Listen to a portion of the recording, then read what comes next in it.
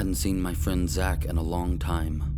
Back in high school, we were like brothers, but after graduation, time fed a distance that slowly chipped away at our relationship. Then one day, out of the blue, he called me to ask if I would like to go camping. Honestly, I was just happy he hadn't forgotten about me, so I said yes. But out there in those woods, I realized just how much someone can change. Zachary! What's going on, old pal? Hey, man. Zach picked me up in his car, and to my surprise, he had a passenger with him. His name was Ryan, and I wasn't expecting a third person, but I figured the more the merrier. But on the way to the forest, things weren't so merry.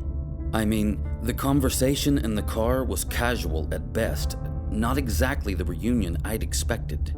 Zach still had his charm, but something was off about him, like something was missing. Ryan said very little during the entire car ride over, but the uncomfortable presence of a stranger made it hard for Zach and I to catch up properly. We had been traveling for hours when I finally spoke up from the back seat. Hey, is it me, or have we been driving forever? Zach, how much further is our campsite? Before Zach could speak, Ryan answered. Be patient, my friend. Zach and I found the perfect place to set up camp. Ryan gave me the creeps, but I didn't say anything else throughout the remainder of the journey. When we finally arrived at our campsite, I realized Ryan was right. It was perfect, with tall trees and a majestic river that led up to the top of a powerful waterfall. The forest seemed empty apart from the wildlife that inhabited it, and the sound of the wind blowing through the trees. It felt good. It wasn't too hot nor too cold. It was Goldilocks, just right and no bears.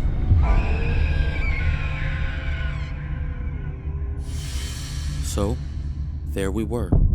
Once best friends plus a stranger armed to the teeth with tents, poles, bags, and freedom. Trees in the breeze for a full weekend. Ryan went to go for a walk, while Zach and I set up camp. It was the first time Zach and I had been alone together since the trip began. With Ryan gone, it was like a weight had been lifted off of Zach's shoulders, and he was the Zach I knew from back in the day. We even remembered our secret handshake. It felt like old times, but something was eating away at me. So I asked, "Hey, Zach." Yeah, buddy? How do you and Ryan know each other? Asking that question was like flipping a switch. Zach stiffened up, and suddenly the weight was back on his shoulders. Myself and Ryan are part of a group that's dedicated to bringing out our true potentials. Zach said. It was like he was reading from a manual. It felt weird.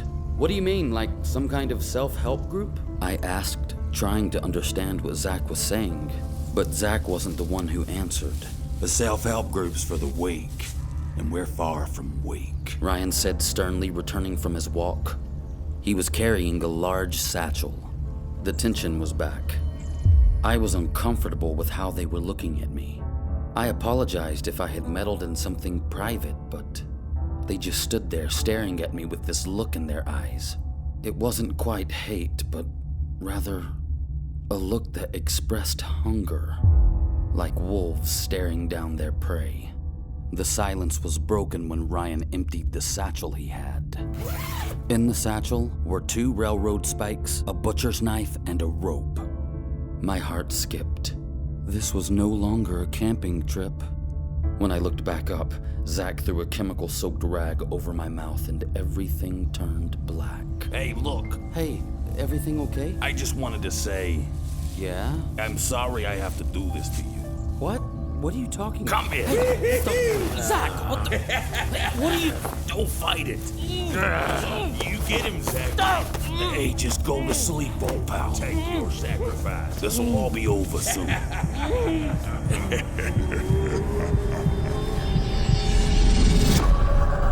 There was a blur of green and blue, but then everything slowly came into focus and I was looking up at the sky and the trees. I was on the ground. It was nighttime, and There was a fire. I tried to sit up, but I couldn't. And as much as I tried to move them, my hands wouldn't budge. Hey, he's finally awake. Good morning, sleepyhead. And that's when I realized what was happening. My arms had been spread out, and the railroad spikes from Ryan's satchel had been driven clean through my palms and into a wooden cross on the ground below me. I tried to scream, but I'd been gagged. Zach and Ryan walked over to me with sinister smiles fixed on their faces as they looked down on me. I, hope you don't mind if our reunion turns into a sacrifice. Zach said as he nodded his head towards a fourth person laying next to me. I'm sorry, pal. But, no hard feelings. None of this is personal. The other guy just looked like a hiker or something. He had been crucified to wooden beams on the ground just like me. His muffled screams echoed throughout the woods. Through his smile, Zach said, You see, our group is a family. You tell him, Zach. Dedicated to the prophecies of the tome, bringing out our inner monsters. That's right, boy. I, don't suppose either one of you gentlemen have ever fed a Mordeo. I had no idea what the hell Zach was talking about, but the pain in my hands was unbearable. Ryan finally broke Zach's rambling and pointed to the hiker. You see him right there? He's gonna be our dinner. And once we evolve, you will be our dessert.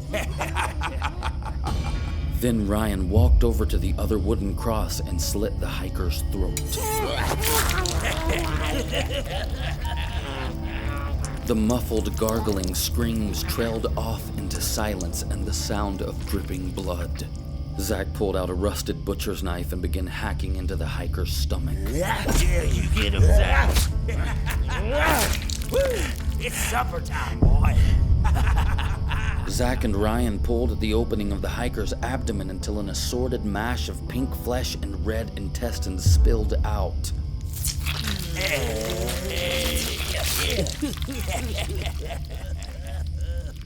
Then they both looked at each other excitedly and started to devour fists full of the hiker's flesh.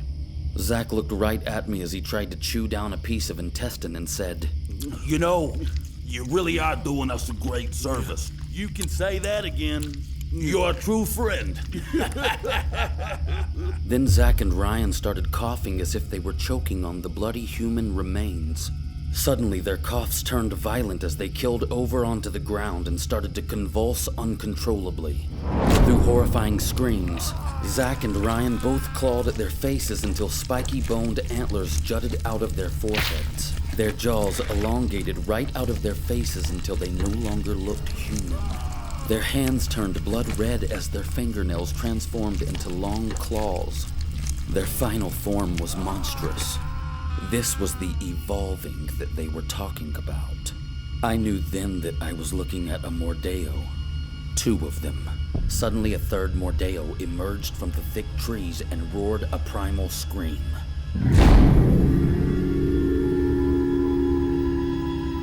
Zach and Ryan, or what was left of them, joined in on the howl before turning their attention on me. It was time for their dessert. With my fear-induced strength, I closed my eyes tight and screamed in agony as the bones in my hands broke over the heads of the spikes. I finally looked down and saw that both of my hands were just hunks of bloody flesh attached to an arm, each with a large hole in the center where the spikes had punctured. But I didn't have time to dwell. The 2 Mordeos that were once Zach and Ryan were headed right towards me, and they were salivating. I bolted through the woods. I could hear howls and the thud of footsteps as the Mordeos gained on me.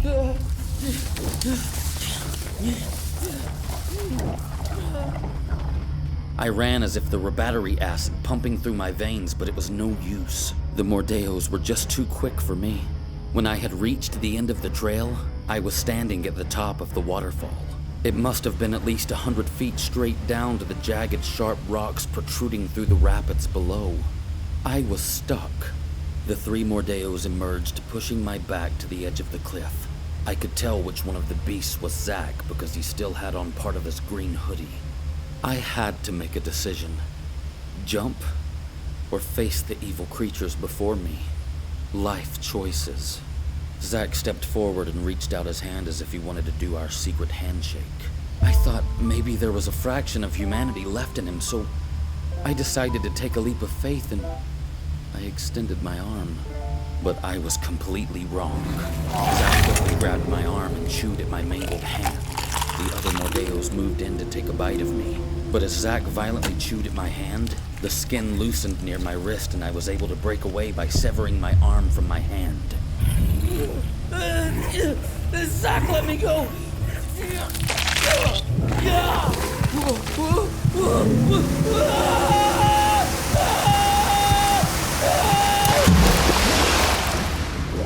And then I fell down the waterfall.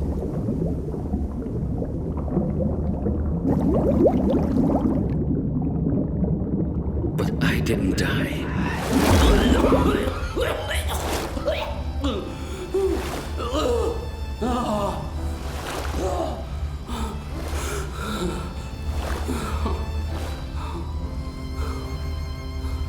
I drifted for miles hanging on to driftwood.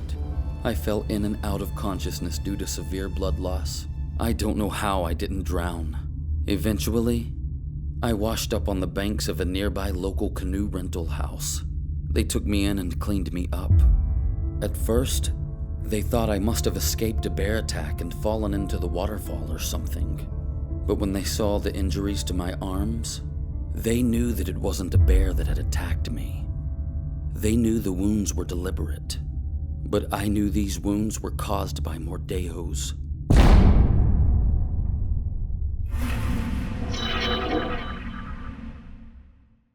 Watch new vids every Monday, Wednesday, and Friday, only on Crypt TV.